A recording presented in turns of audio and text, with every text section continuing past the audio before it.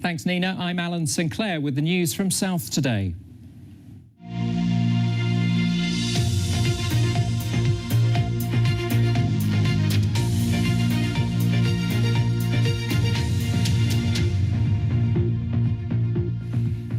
Good afternoon. Is the cost of living crisis also causing a cost of death crisis? New figures reveal 1 in every 35 burials and cremations in Portsmouth is now paid for by the NHS or the local council.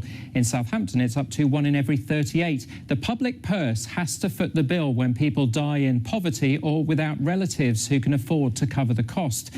But as our Home Affairs correspondent Nikki Mitchell reports, some councils say the rising number is unsustainable.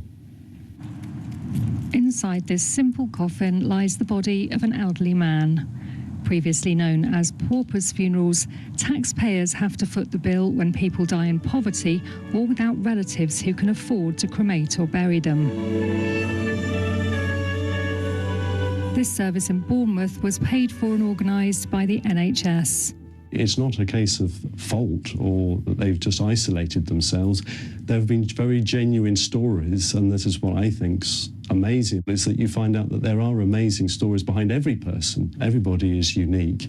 Since filming this service, Bournemouth, Christchurch and Poole Council has taken over the responsibility for all welfare funerals in the area, whether someone dies in hospital or at home. You feeling all right? Yeah. While this has helped cut the hospital's spend, BCP's costs have almost doubled to £46,000 in 2024.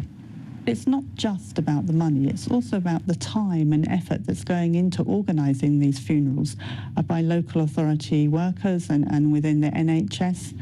And of course, behind every funeral, there's also a human being. In Oxford, the City Council's deputy leader says it's like walking a tightrope, striving to uphold the dignity of the deceased while diligently safeguarding taxpayers' money. The funeral you'll end up with is obviously super basic. By default, it'll be a cremation unless there are religious reasons, and if it's a burial, there'll be no marker at the end either. In our area, Southampton's Centre for Population Change shows Portsmouth as having the highest rates of funerals for those who can't afford them. Here, council papers reveal the continued high demand in recent years and the complex process of trying to claim back money from the estates of the deceased is unsustainable. Nikki Mitchell, BBC South Today. Police have named 2 teenage